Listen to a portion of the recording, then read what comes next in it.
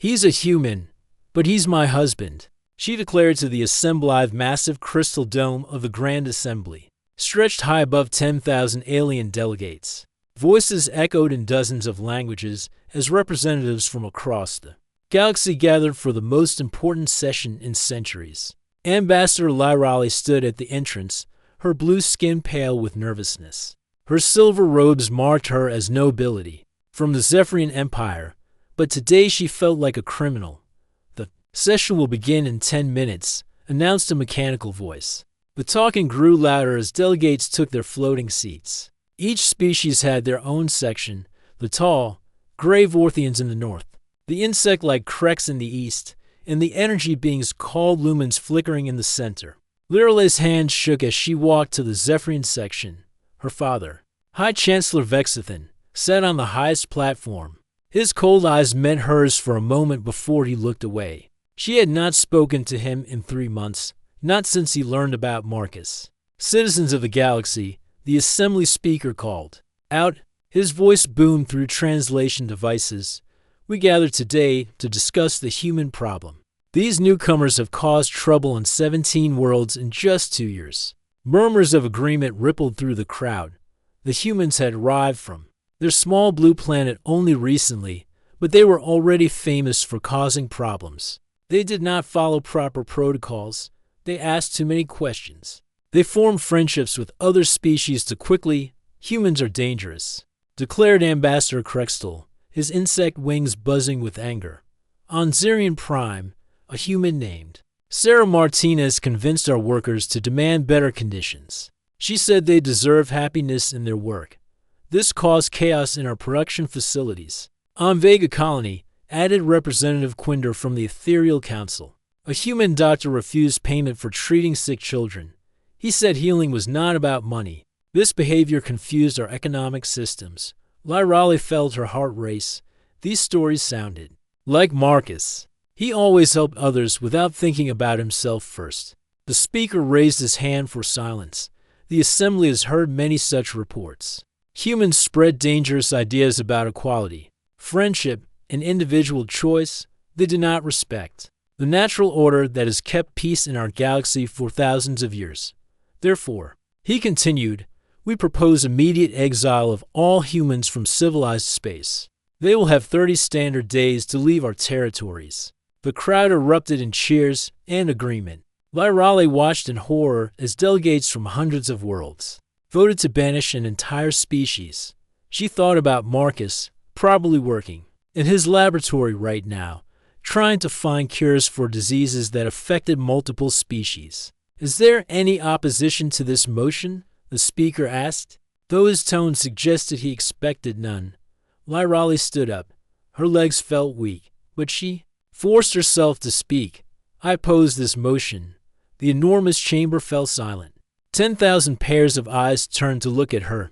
Even the energy being stopped flickering. Ambassador Lyrali of the Zephyrian delegation, the speaker said, surprise clear in his voice. On what grounds do you oppose? Lyrale's voice was quiet at first, but grew stronger as she spoke. I oppose because you are wrong about humans. They are not dangerous.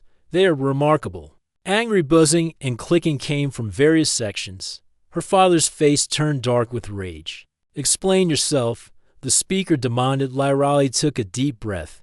6 months ago, I was part of the research mission on Kepler 440b. A plague had broken out among the colonists. There, Zephyrian medicine could not help. Our people were dying. She paused, remembering those terrible days.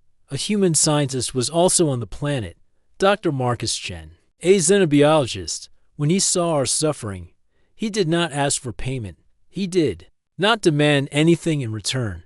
He simply helped. He worked for 72 hours without sleep.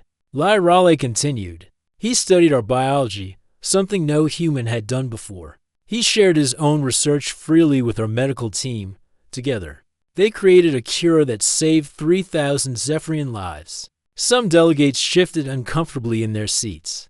This was not the kind of human behavior they expected to hear about. Dr. Chen could have sold that cure to the highest bidder, Lyrali said, her voice growing passionate. He could have demanded payment from our government. Instead, He gave it away and asked only that we share it with any other species who might need it. The chamber remained silent. Lyrale knew she was about to end her career, possibly her life. But she could not stop. During the plague, Dr. Chen saved my life specifically. I had been exposed to the disease while helping evacuation efforts. I was dying. He spent 18 hours working on a treatment just for me. A member of a species he had just met. She looked directly at her father. In those days of working together, fighting death itself, I came to know this human. I learned that humans feel emotions more deeply than we do. They care about strangers as if they were family. They see potential for good in everyone. Lyrale's voice broke slightly. I fell in love with Dr. Marcus Chen, and he loves me. We have bonded as life partners according to both human and Zephyrian customs. The explosion of voices was deafening. Delegates jumped from their seats, shouting in outrage. Security guards moved toward Lyrale, but she continued speaking. He is a human, yes, but he is my husband, and if you exile his species, you exile me as well. High Chancellor Vexithan stood up, his face twisted with shame and anger. You are no daughter of mine, he declared, his voice carrying across the chamber. I disown you before this assembly. Lyrale felt tears running down her face, but she stood tall. Then I accept exile gladly. But I ask you all to remember this, the human you want to banish. Save thousands of your people's lives, if that is the kind of problem humans cause, perhaps. You should ask what kind of problems you are trying to solve. The speaker called for order. But chaos had erupted throughout the chamber. Some delegates argued with each other. Others demanded an immediate vote. The motion stands, the speaker finally announced. All humans must leave civilized space within 30 days. Ambassador Lyrale, you have chosen your path. Security will escort you from the premises. As guards approached her, Lyrale looked one last time at her father. She saw something flicker in his eyes, doubt, perhaps, or regret. But he said nothing as she was led away. Outside the assembly, Lyrale activated her personal communicator, Marcus. She said when his face appeared on the screen, "We need to talk, and we need to run. In his laboratory light years away, Doctor." Marcus Chen looked at his wife's tear-streaked face and immediately understood. How long do we have? 30 days, she whispered. Marcus nodded grimly. Then we better make them count. The greatest love story in galactic history was about to become its greatest fight for survival. 27 days remained when Lyrale and Marcus boarded the cargo ship Wanderer. At the edge of Zephyrian space, the old vessel smelled of fuel and rust. But it was heading to the outer rim where the assembly's rules meant nothing. Marcus carried only a small bag with his research equipment. Lyrale had left behind a lifetime of wealth and privilege. Are you sure about this? Marcus asked as they found their tiny cabin. His brown eyes showed worry, not for himself, but for what Lyrale had given up. She took his hand. I have never been more sure of anything. The ship jumped to hyperspace with a violent shake through the small window. The stars turned into white lines. They were leaving everything they had ever known.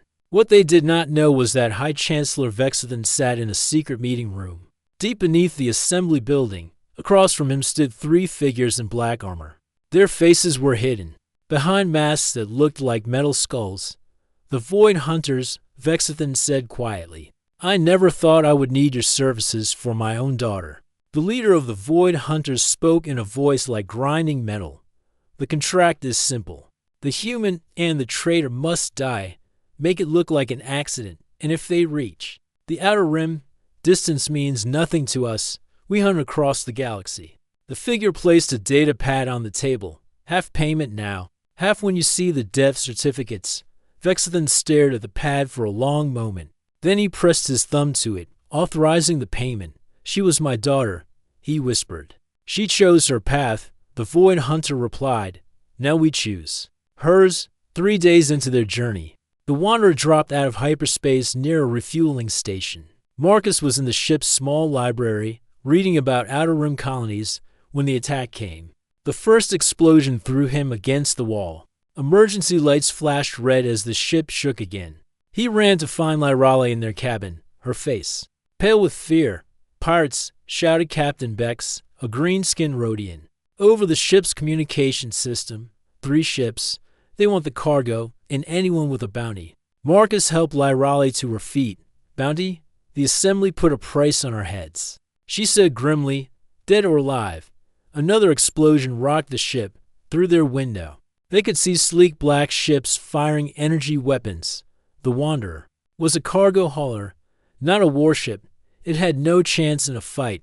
"All passengers to emergency pods," Captain Bex announced. "We are abandoning ship."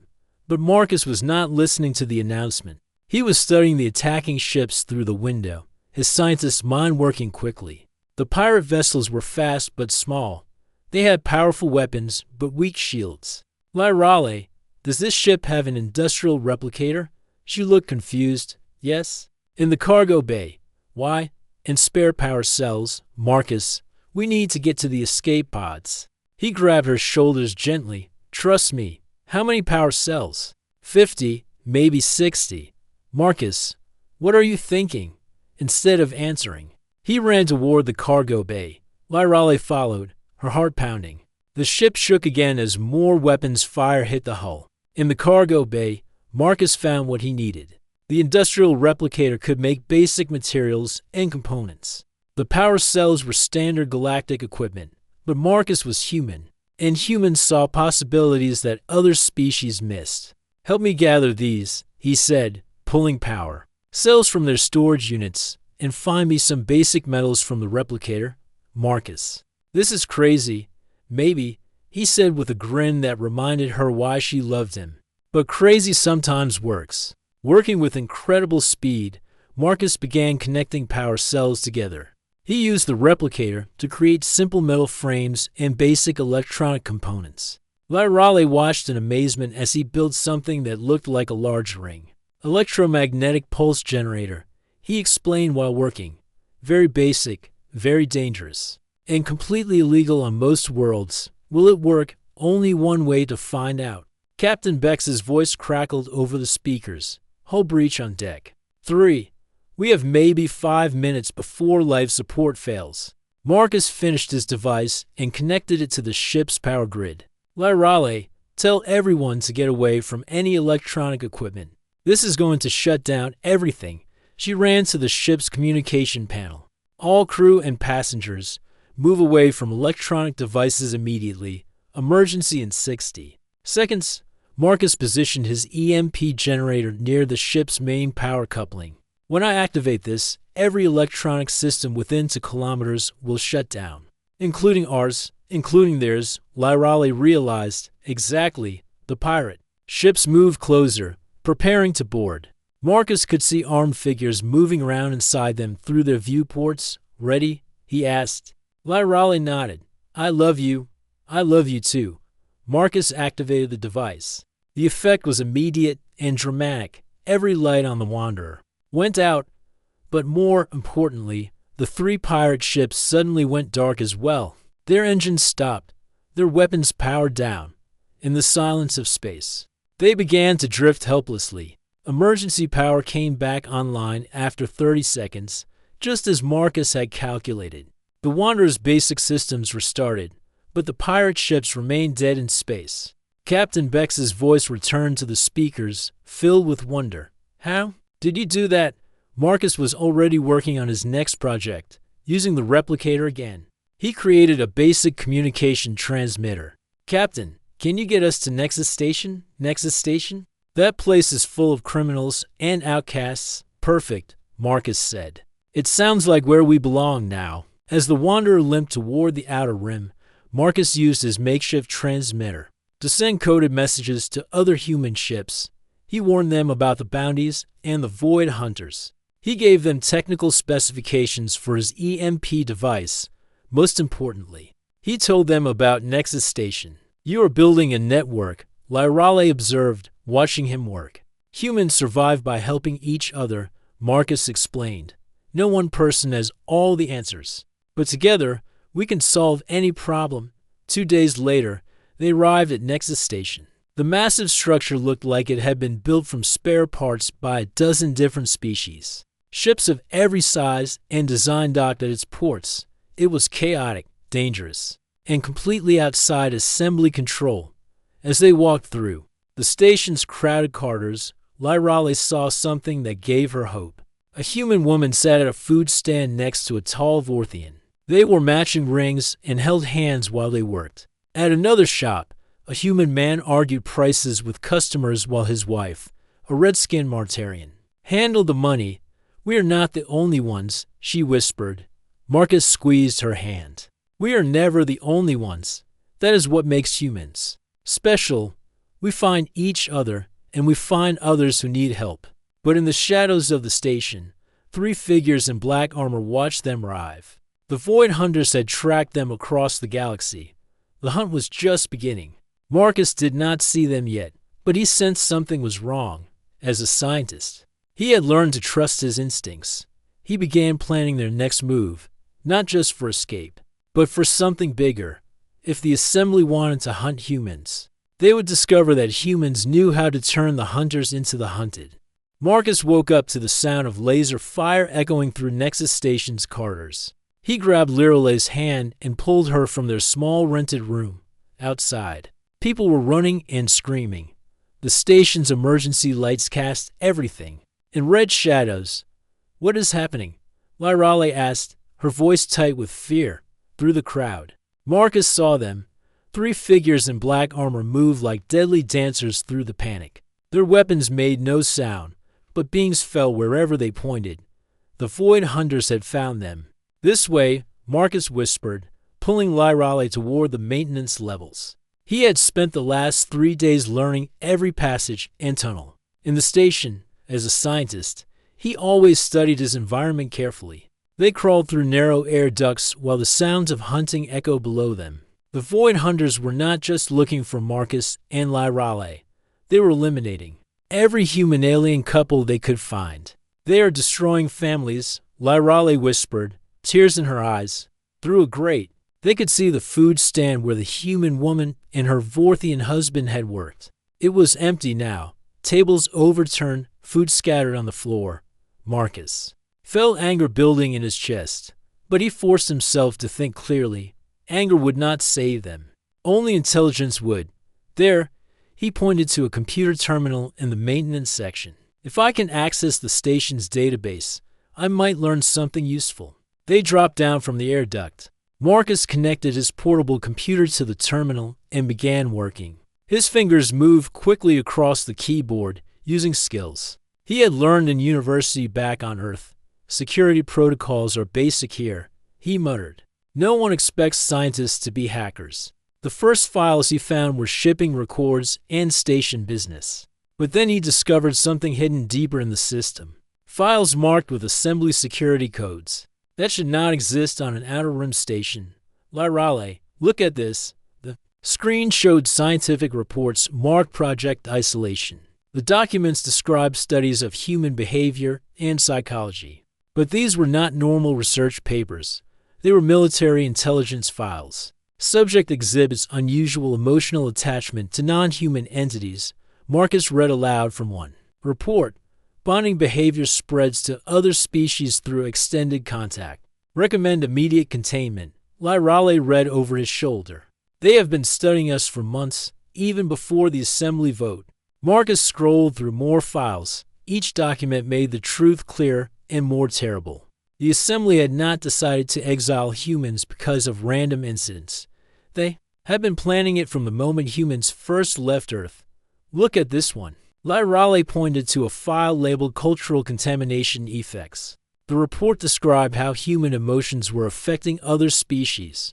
On Zirian Prime, Krex workers had started asking for time off to spend with their families after working alongside humans. On Vega Colony, ethereal traders had begun giving medicine to poor patients for free after watching human doctors. They are afraid, Marcus realized, not of our technology or our weapons. They are afraid of our feelings, another file showed.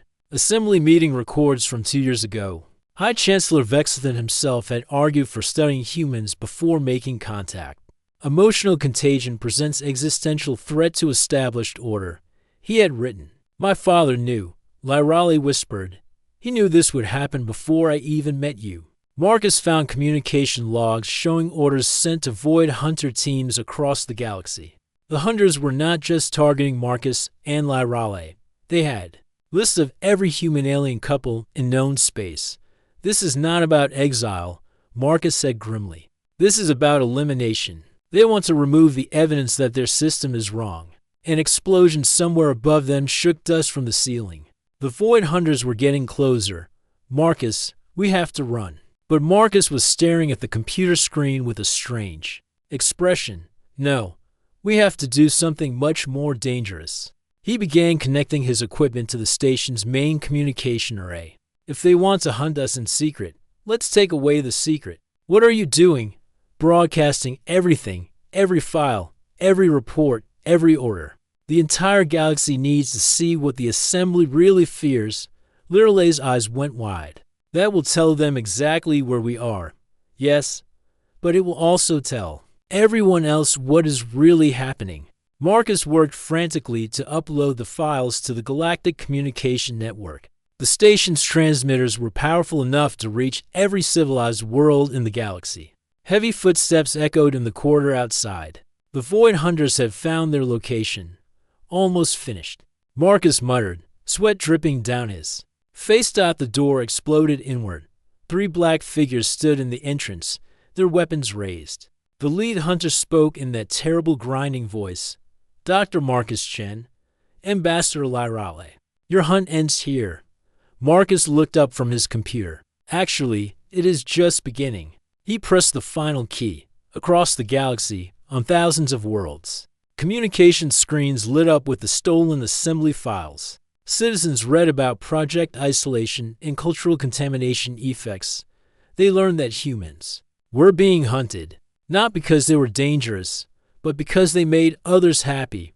On the Krex homeworld, workers read about how humans had taught them to value family time. On ethereal colonies, traders discovered that their new kindness was considered a threat by their government. Everywhere, beings realized they had been lied to about the human danger. The Void Hunter raised his weapon. Transmission complete. Witnesses eliminated. But before he could fire, alarms began blaring throughout the station. Not emergency alarms, communication alarms. The station's message centers were overloaded with incoming calls from across the galaxy. What is happening? The hunter demanded. Through the broken door, they could hear voices in the corridors. Not screams of fear, but shouts of anger. The station's inhabitants had seen the broadcast too. They understood that the Void Hunters were not protecting anyone. They were destroying families. The truth, Marcus said simply, it spreads faster. Then you can kill it. The Void Hunter hesitated. Through his helmet communications, he was receiving new orders from the Assembly. Orders that changed everything. Stand down, came the voice of High Chancellor Vexithan himself. All hunting operations are suspended immediately, sir, the hunter replied. The situation has changed. Return to base. The 3 hunters looked at Marcus and Lyrale for a long moment. Then they turned and walked away, leaving the couple alive but shaken. Marcus slumped against the wall. I was not sure that would work. Lyrale held him close. What happens now? Marcus looked at his computer screen, where messages were still pouring in from across the galaxy. Humans and aliens asking how they could help, mixed couples sharing their own stories, governments demanding explanations from the Assembly. Now, Marcus said with a tired smile, we find out if the truth really can set us free. In his office on the Assembly world, High Chancellor Vexithan stared at the communication reports flooding his desk. 17 worlds had formally protested the human exile order. 3 species had threatened to leave the Assembly entirely. Riots had broken out on 12 planets. His daughter's human husband had done something no army could accomplish. He had turned the galaxy against its own government using nothing but truth and a computer terminal. Vexithan reached for his personal communicator. Perhaps it was time to speak with his daughter again. 7 days after Marcus's broadcast, the galaxy had changed forever. On 17 worlds, Massive protests filled the streets. Citizens who had never questioned their governments now demanded answers. The assembly's careful order was crumbling, like a house built on sand, on the Krex homeworld of Katara. Thousands of insect workers refused to return to their factories. They gathered in the central plaza, their wings buzzing in harmony as they chanted a phrase they had learned from humans. Family first. Commander Zixtel of the Krex Defense Force received orders to disperse the crowd using force. But as he looked down at the peaceful protesters from his command ship, he hesitated. His own daughter was among them, holding a sign that read humans. "Taught us to love, sir," his lieutenant asked. "Your orders?" Zixtel thought about the human engineer who had worked in his factory last year. The man had shown Zixtel pictures of his own children back on Earth, and asked about Krex family traditions. It was the first time anyone had been interested in Zixtel's personal life. "Stand down." Zixtel ordered. "We will not fire on our own." Similar scenes played out across the galaxy. On Vorthik Prime, tall gray beings who had never shown emotion in public now wept openly, as they read about human families being torn apart. On the ethereal colonies, traders refused to charge for essential medicines, saying they had learned about kindness from their human friends. In his palace on the Assembly World, High Chancellor Vexithan watched the reports with growing despair. His advisors surrounded him with desperate suggestions. "We could declare martial law," suggested General Korth. "On 17 worlds simultaneously," Vexithan replied. "We do not have enough ships. We could blame the humans for mind control," offered Intelligence Chief Dexavar. "After they broadcast our own files proving we lied?" Vexithan shook his head. "No one would believe us now." But the worst news came from his own homeworld.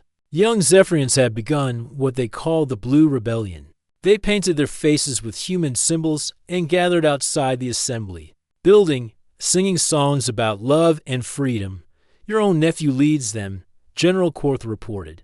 "Prince Calvin says he is proud of his cousin Lyrale for choosing love over law." Vexithan felt very old suddenly. "How many of our own military support the humans?" "Reports are troubling, sir." Admiral Yendar of the Third Fleet sent a message saying his crews refused to hunt human civilians. Captain Murthic of the Station Guards says her soldiers are asking too many questions about Project Isolation. Meanwhile, on Nexus Station, Marcus had transformed from fugitive into galactic leader almost overnight. The station's communications center had become headquarters for what beings across space we're calling the Freedom Network. Representatives from dozens of species arrive daily, many bringing their human partners or friends. The station's docking bays overflow with ships carrying families fleeing persecution on their homeworlds. "We need more medical supplies," reported Dr. Sarah Martinez, the human who had helped Krex workers on Zirion Prime. She had escaped the Void Hunters and made her way to Nexus Station with her Krex husband, Thoxnal, and food synthesizers, added engineer James Park, whose Vorthian wife Selenar had given up her government position to join the rebellion.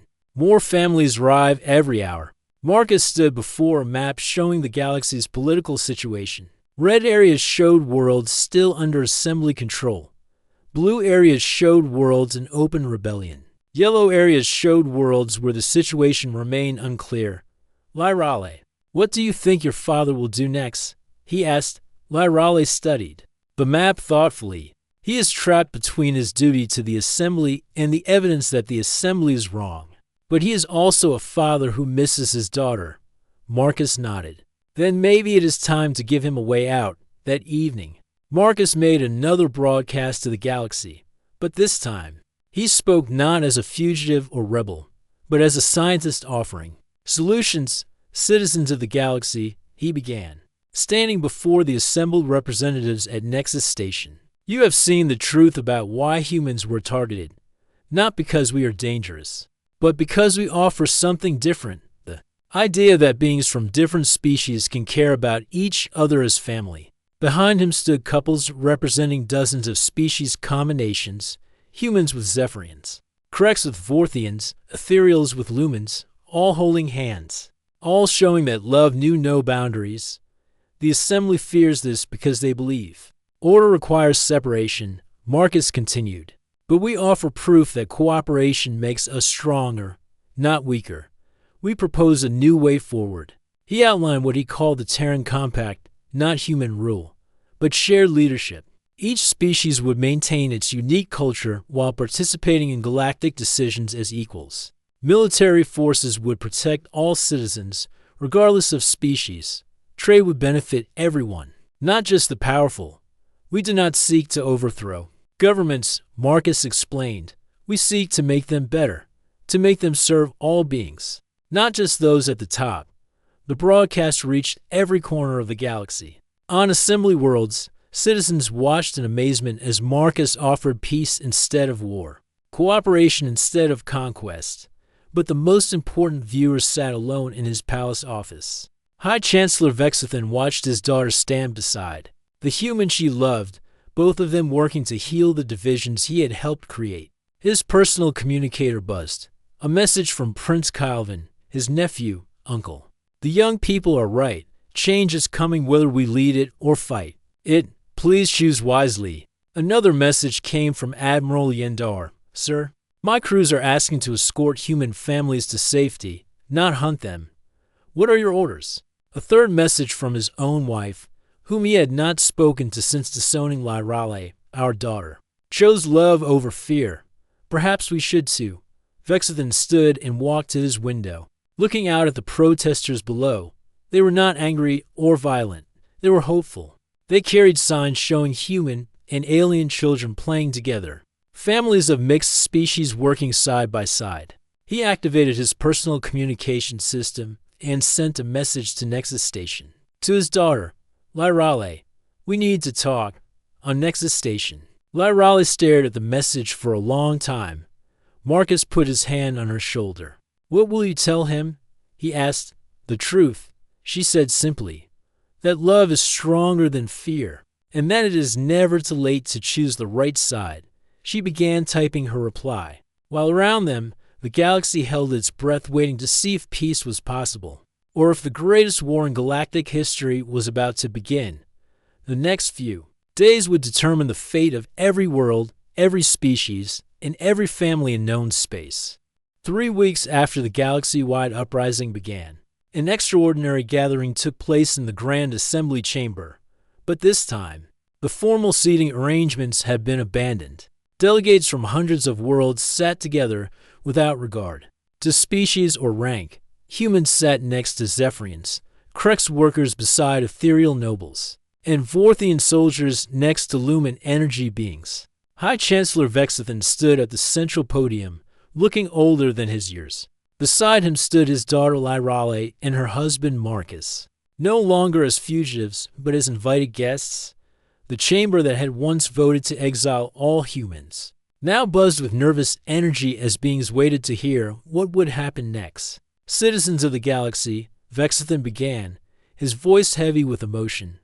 37 days ago, we made a decision based on fear. Today, we have the chance to make a decision based on hope.